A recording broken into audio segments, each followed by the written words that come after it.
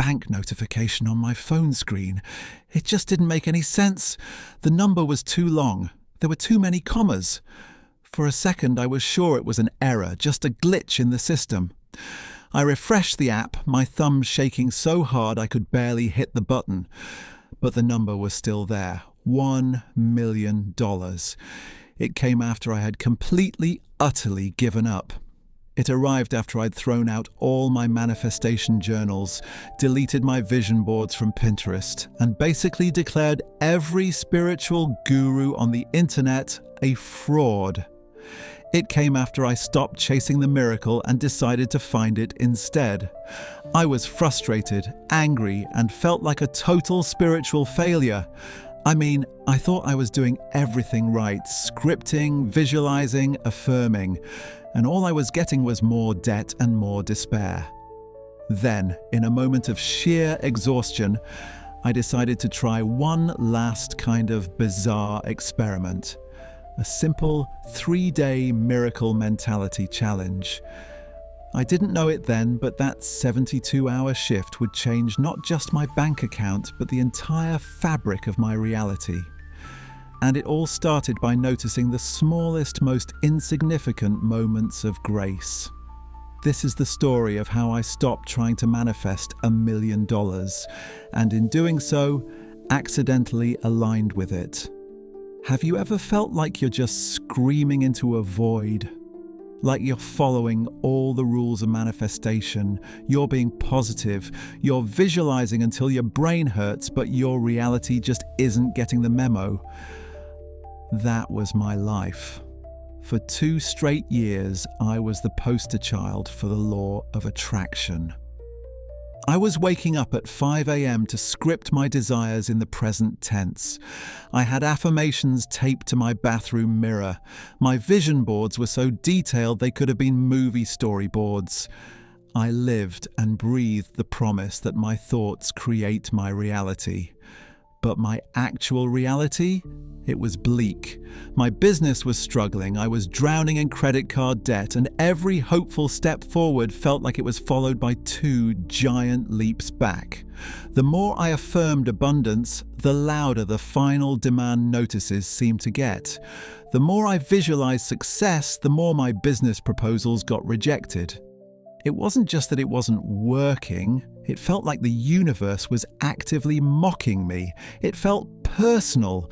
That so-called law of attraction, the whole like attracts like thing, was dutifully bringing me more circumstances to feel fearful and desperate about. It's a belief system, not a scientific law, but at the time I blame myself for its failures. The gurus always say if it's not working, your vibration is off. You have hidden blockages. You don't believe it enough. So I tried harder. I meditated for hours, trying to force myself into a state of blissful, unwavering faith. I went on these gratitude rampages, desperately listing things I was thankful for, hoping I could trick the universe into giving me more. But deep down, it was a performance. I was acting grateful, but I felt like a fraud. My heart was just heavy with scarcity and fear. And this whole approach can create a culture of toxic positivity, where you feel this constant pressure to be happy and suppress any valid negative emotions. I was emotionally exhausted, spiritually bankrupt, and on the verge of giving up on the entire concept of creating my own reality. I felt broken. Section 1: The breaking point and the death of a dream. My absolute rock bottom wasn't some big dramatic event. It was a slow, crushing erosion of hope, like 1,000 tiny paper cuts to the soul. I remember one specific Tuesday afternoon. I had just finished a 2-hour visualization session where I meticulously imagined a huge new client signing a contract. I felt the pen in my hand, smelled the coffee in the boardroom. I even felt the elation of closing the deal. I was buzzing with what I thought was high vibrational energy. Then I opened my email, and there it was, a polite, sterile rejection from that exact same potential client. We've decided to go in a different direction. I didn't just feel disappointed, I felt betrayed, I felt like an idiot. I looked at the vision board on my wall, the pictures of a new office, a dream vacation, a paid-off credit card statement, and I felt this surge of pure rage. It all felt like a lie, a cruel joke I had been playing on myself. That night, I couldn't sleep. My mind just raced, cycling through every single thing I had done wrong. Was my affirmation not specific enough? Did a flicker of doubt during my visualization ruin the whole thing? This is such a common trap of manifestation culture. It can lead to intense self-blame, making you think you're solely responsible for every outcome, no matter how unrealistic. I had read dozens of books, consumed hundreds of hours of content. I was doing scripting, the 5x55 method, the pillow method, water charging. You name a technique, I had tried it. I was layering them, combining them, doing everything short of a shamanic ritual in my living room. Yet my bank account was a war zone, and my anxiety was at an all-time high. I was living in a state of constant, desperate wanting, and the more I wanted, the more I lacked. My entire focus was on the gaping chasm between the life I had and the life I so desperately craved. That feeling of not enoughness was the very energy I was marinating in 24/7. And according to the principles I was trying to follow, that's exactly what I was attracting more of. Lack. I stumbled out of bed and walked into my office. In a fit of cathartic despair, I started tearing the images off my vision board. The beautiful house, the first-class airplane ticket, the fake six-figure bank statement, it all came down. I took my scripting journals filled with pages and pages of desperate, hopeful writing and shoved them into a trash bag. It was a funeral for the person I was trying so hard to be, the powerful creator, the master manifester. She was a failure, and I was done pretending. I sat on the floor surrounded by the debris of my shattered dreams, and for the first time in months, I didn't try to fix how I felt. I didn't try to raise my vibration or pivot to a better feeling thought. I just let the despair wash over me. I surrendered. Not in some holy, enlightened way. It was a bitter, resentful surrender. "Fine," I whispered to the empty room. "You win. I give up." That night of utter defeat was the most honest I had been with myself and the universe in years. I had stopped performing positivity. I had stopped pretending. I was just a person who was hurting, who was lost, and who had no idea what to do next. And in that raw, empty space of surrender, a new idea, a quiet little thought, managed to find its way in. It wasn't loud or flashy, it was just a simple question. What if you've been looking for the wrong thing? What if the goal wasn't to manifest giant life-altering miracles, but to simply notice the tiny ones that were already here? Section 2, the miracle mentality. Discovery. That idea didn't come from a book or a guru, it just bubbled up from the silence of my own exhaustion. The morning after my vision board massacre, I woke up feeling strangely light. The pressure was gone. The constant grinding effort of trying to control the universe with my thoughts had just stopped. I wasn't trying to manifest anything.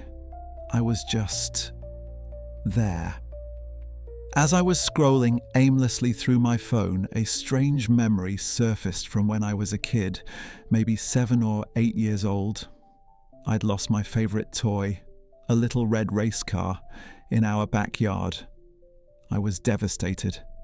My grandfather, instead of helping me search frantically, sat me down on the porch steps. He told me, "Let's not look for the car. Let's look for miracles. Let's see how many good things we can find. A perfect leaf, a funny-shaped cloud, a ladybug. I was skeptical, but I played along. We found a leaf that looked exactly like a star. We saw a cloud that looked like a dragon. We found 3 ladybugs. We got so engrossed in our miracle hunt that I almost forgot about the car. Then, as I stood up to point out another cloud, my foot bumped against something under the porch swing. It was my little red car. My grandfather just smiled. See? When you stop looking so hard for the one thing you think you want, you start noticing all the good things that are already around you. And sometimes the thing you were looking for shows up when you're not looking at all. That memory hit me like a lightning bolt. For 2 years, I've been frantically searching for that metaphorical red car, the $1 million, the big success. My focus was so narrow, so fixated on that one giant outcome, that I was blind to everything else. I realized my whole approach was fundamentally flawed. I was treating the universe like a cosmic vending machine, putting in affirmations like quarters and getting furious when my bag of chips didn't drop. All this time, I had ignored the actual psychology of what I was doing. It was then that I stumbled upon the work of a researcher named Dr. Gabriele Oettingen. Her studies revealed something that completely blew my mind. Just visualizing your fantasy outcome can actually be counterproductive. When you only fantasize about achieving your goal, your brain gets a dose of pleasure and can feel like you've already accomplished it. This can actually reduce your motivation to take the real-world action needed to get there. In her studies, people who only fantasized about weight loss lost fewer pounds. Students who just visualized getting a great job got fewer offers. That was me. I was living in a pleasant daydream which tricked my brain into complacency while my real life was falling apart. This was a critical turning point. The problem wasn't that my desires were too big, it was that my method was based on a misunderstanding of how our minds work. The answer wasn't to give up on my dreams, but to change my entire approach. So I devised a simple experiment for myself, a new game. I called it the Miracle Mentality Experiment. For the next 72 hours, I would do the exact opposite of what I'd been doing. No forcing, no chasing. I wouldn't try to manifest a single thing. No scripting for money, no visualizing clients. The only goal was to release that desperate, needy energy. Hunt for tiny miracles. My only job was to actively look for and acknowledge the smallest moments of luck, synchronicity, and grace. A green light when I was in a hurry, finding a parking spot right up front, a friend calling the exact moment I thought of them. The goal was to prove to my cynical brain that good things, no matter how small, were happening all the time. Keep a miracle log. Every time I noticed one, I had to write it down on my phone. This was key for rewiring my brain's focus. Psychologists explain this as training your selective attention. Our brains have a filter called the Reticular Activating System, or RAS. When you decide something is important, your brain starts seeing it everywhere. It's why when you buy a new car, you suddenly see that same model all over the road. I was going to program my RAS to hunt for miracles. A new kind of gratitude. My gratitude practice would no longer be a performance for the universe. It was going to be a tool for my own well-being. Research shows that gratitude can lower financial stress and help you feel more in control. It shifts your focus from what you lack to what you have, which can lead to better long-term decisions. It wasn't about attracting more, it was about appreciating more, which would calm my nervous system and allow for clearer thinking. This wasn't about vibrational alignment or cosmic forces, which is a belief system, not a scientific fact. This was a psychological experiment on myself. I was going to shift my internal state not to manipulate the world, but to change my own perception and behavior. The hypothesis was simple. If I could genuinely shift from a mindset of lack to one of appreciation, what would happen? I set a timer on my phone for 72 hours. The experiment had begun. And by the way, if this idea of shifting your focus from lack to recognizing the good that's already around you is hitting home, I've put together a small free guide called the 3-Day Miracle Mentality Kickstart. It breaks down the exact steps I took, the prompts I used, and some of the science-backed principles behind why this works on a psychological level. You can download it for free at the link in the description. It's not about magic, it's about a mental shift, and it can be incredibly powerful. Now let's get into what actually happened during those 72 hours. Section 3. The 72-hour experiment day. 1. The first cracks of light. I woke up on day 1 feeling this weird mix of skepticism and relief. The relief was from not having to perform my usual exhausting morning routine of forced positivity. The skepticism was a loud, clear voice in my head saying, "This is ridiculous. You're looking for tiny miracles while your business is on life support?"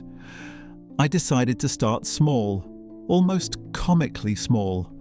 My first mission, find a miracle on my morning walk. I put on my headphones ready to drown out the world, but then I remembered the rules. Notice things. I took them off. The first 10 minutes were painfully boring. It was just a street, cars, houses, the usual. My cynical brain was winning. See? Nothing. No miracles here. But I kept going. I forced myself to look closer. And then I saw it. A single, perfect, bright red rose blooming on a bush that was otherwise totally barren. All the other flowers had withered, but this one was vibrant, almost defiant. It was objectively insignificant, but it was also beautiful and unexpected. I stopped. I took a picture of it, and I wrote it in my new miracle log. Miracle number 1, a single perfect rose on a dying bush. I felt a little silly, but I kept walking. A few minutes later, I was about to cross a busy street and saw the flashing red hand. I was about to stop, but a sudden impulse made me glance at the traffic. There was a gap, an unusually large one. I had just enough time to dart across without breaking my stride. As soon as my feet hit the other side, the cars started flowing again. It was another tiny, meaningless thing. But I had to admit, the timing was perfect. Miracle number 2. The perfect gap in traffic. By the time I got home, I had logged 4 miracles. The rose, the traffic gap, finding a $10 bill in the pocket of an old jacket, and my favourite coffee mug being the very first one I grabbed in the cupboard. It was absurd. It was also undeniably fun. My brain, which had been so good at finding evidence of failure, was slowly, reluctantly, starting to get good at this new game. The rest of the day was pretty similar. I got a call from an old friend I'd been thinking about just an hour earlier. Miracle number 5. An invoice I was dreading had a mistake in my favour, reducing the bill by $50. Miracle number 6. The anxious, tight feeling in my chest that had been my constant companion for months seemed to have loosened its grip, just a little. That night, instead of desperately scripting for money, I just read through my miracle log. I didn't thank the universe for them. I just appreciated them. I let myself feel the little spark of delight each one had given me. For the first time, my gratitude felt real, not like a transaction. Day 2. Building momentum. On day 2, I woke up before my alarm, and the first thought in my head wasn't about debt or failure. It was, I wonder what miracles I'll find today. This was a huge shift. My brain was already in the game. The miracles on day 2 felt a little bigger. Or maybe I was just getting better at noticing them. I went to the grocery store and every single item on my list was in stock. As I got to the checkout, I braced for the usual long line. But a new lane opened up right as I walked up and the cashier waved me over. I was first. Miracle number 11, the magical grocery store lane. Later that day, I had to work on a business proposal I'd been putting off for weeks. It felt like this huge, impossible task. I sat down, expecting the usual struggle, but the words just flowed. Ideas came effortlessly. In 2 hours, I had a finished proposal I was genuinely proud of. This wasn't some cosmic force writing for me. This is just what happens when your mind isn't clogged with anxiety. The mental space I created by letting go was now being filled with creativity. Miracle number 14, the effortless flow of creativity. This focus on possibilities instead of problems was creating real changes in my productivity. The biggest miracle of the day happened that afternoon.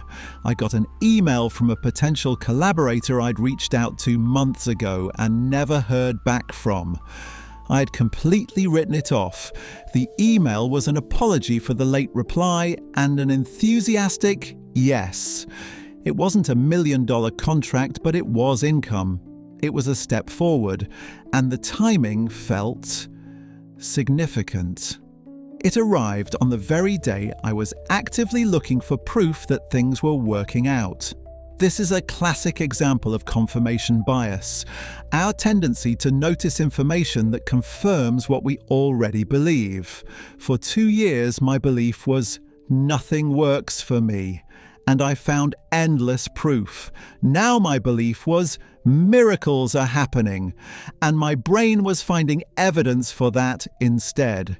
That evening, I felt a sense of peace that was more valuable than any amount of money. The desperate need for $1 million right now had softened. I was starting to trust that things were unfolding, even if I couldn't see the whole picture. Day 2, building momentum. On day 2, I woke up before my alarm, and the first thought in my head wasn't about debt or failure. It was, I wonder what miracles I'll find today. This was a huge shift. My brain was already in the game. The miracles on day 2 felt a little bigger. Or maybe I was just getting better at noticing them. I went to the grocery store and every single item on my list was in stock. As I got to the checkout, I braced for the usual long line. But a new lane opened up right as I walked up and the cashier waved me over. I was first. Miracle number 11, the magical grocery store lane.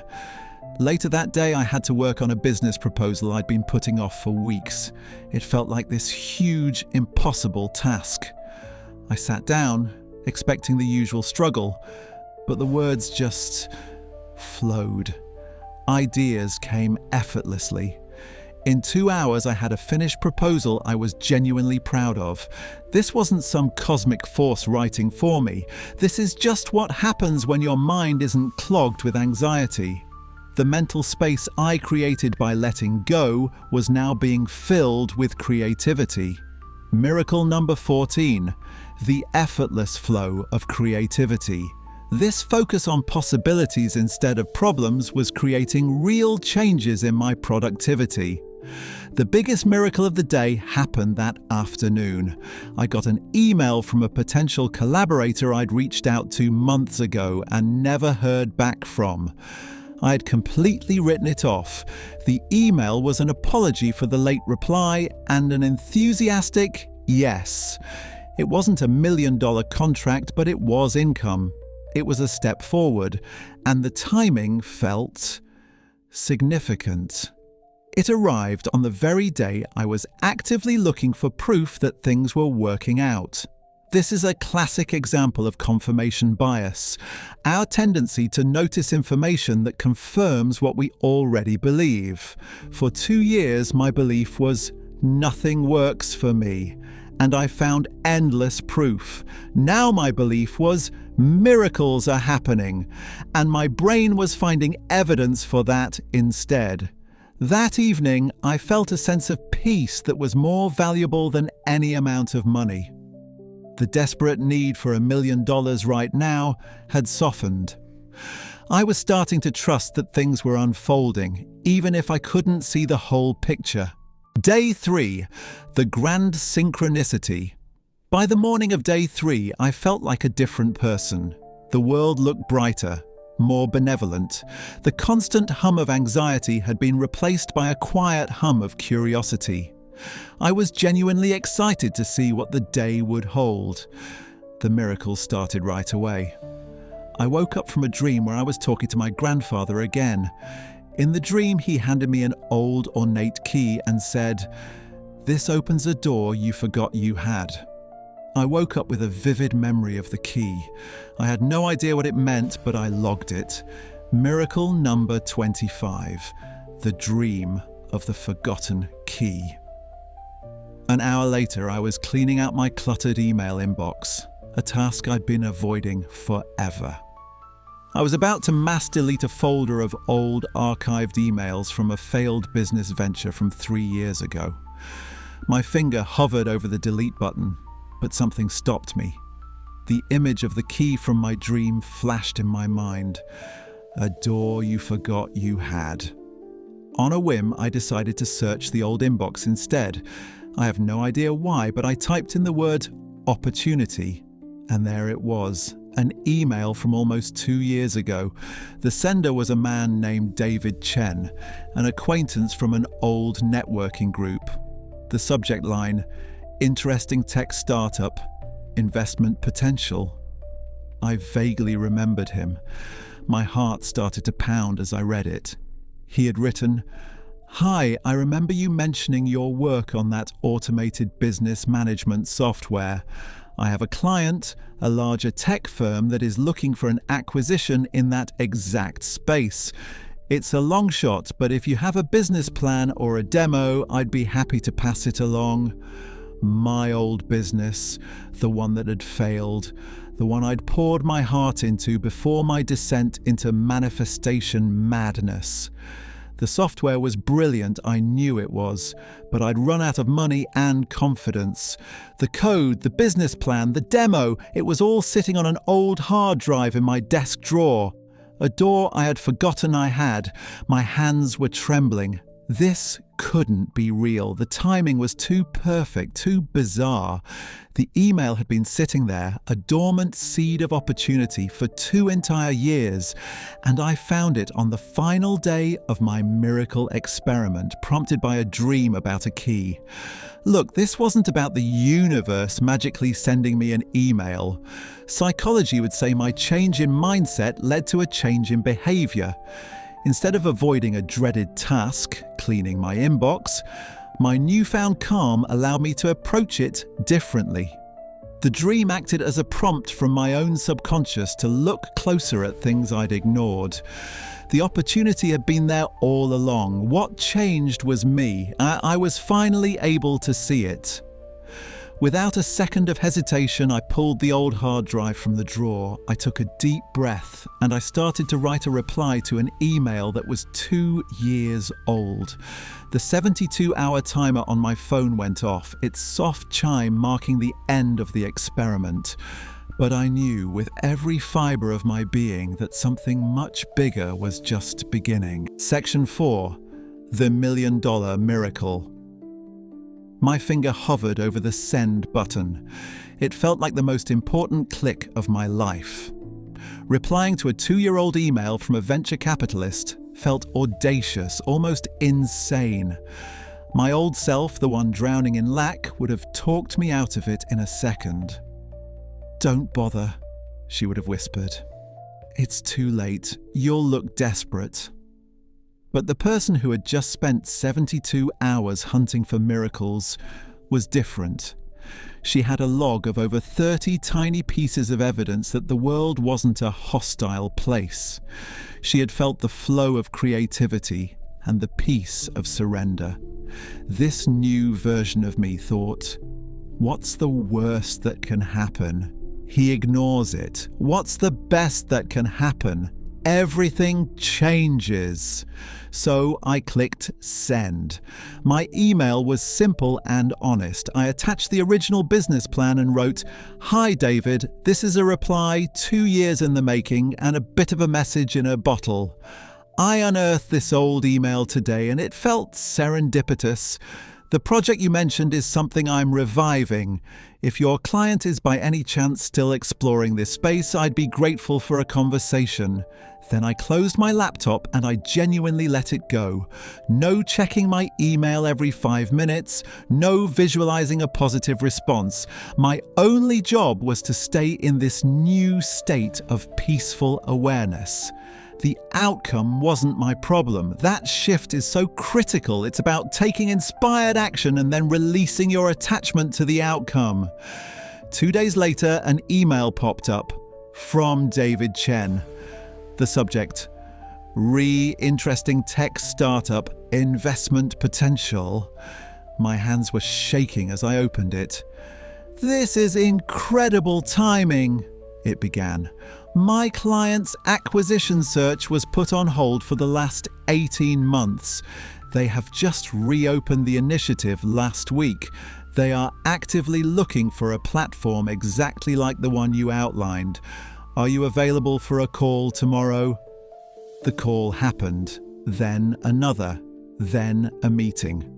I wasn't that frantic, needy person from before. I was calm, confident, and passionate about the project I had once abandoned.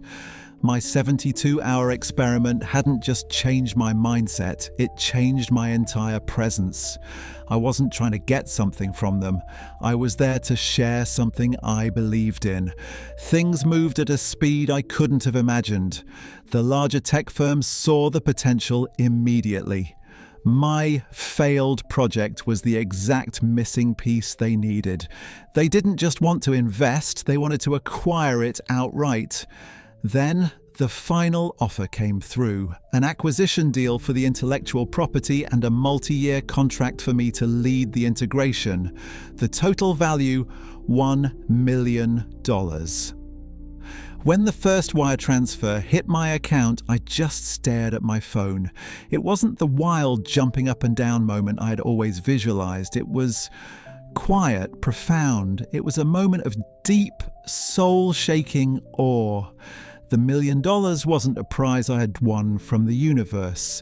It was the result of a chain of events, my past work, a shift in my present mindset, and real-world business factors I couldn't control. The miracle was not that the email existed. The miracle was that I finally had the clarity and courage to find it and act on it. The miracle mentality cleared the fog of my own anxiety, allowing me to see the path that was already there. It didn't magically create the opportunity, it prepared me to be the person who could receive it. So, what really happened? Did I think my way to $1 million? No. I think I stopped thinking so hard and started noticing. I stopped treating life like a battle to be won and started treating it like a treasure hunt. The great paradox is that the money only arrived when I stopped needing it to feel okay. The miracle mentality had already given me what I was truly searching for: peace, a feeling of being supported by life, and a real appreciation for the present moment. The money was just a beautiful, magnificent bonus. The law of attraction is often sold as a cosmic rule, but there's no scientific evidence for that. However, the psychological principles behind it, the power of focus, the impact of gratitude, the way belief shapes behavior, those are very real. Shifting your focus from lack to abundance isn't about tricking the universe. It's about retraining your own brain. When you spend your days looking for evidence that you're failing, you will find it everywhere. When you challenge yourself to look for evidence of grace and miracles, you will find that evidence too. The world didn't change in those 72 hours. I did. And that, in turn, changed my entire world. The real miracle isn't that the universe will give you what you want. The real miracle is that it will meet you at the level of your own belief. It will show you exactly what you are looking for. My journey taught me that miracles aren't about magic wands and vision boards alone. They're about becoming the person who is ready for them. They're about doing the inner work to clear out the fear and the noise so you can finally hear the quiet knock of opportunity at your door. And that is a power that is available to every single one of us starting right now. You don't need to wait for a sign. You can create one. So my invitation to you is this. Try your own 72-hour experiment. Put a timer on your phone. For just 3 days, let go of what you want and focus only on what you have. Hunt for the tiny, insignificant miracles, the perfect parking spot, the song on the radio that speaks right to you, an unexpected compliment. Log them, acknowledge them, appreciate them. Just see what shifts. You might just be surprised at the miracles that were waiting for you to notice them all along. If you want to dive deeper into this, don't forget to download the free 3-day Miracle Mentality Kickstart guide in the description below. And please share this video with someone who might need to hear this message today.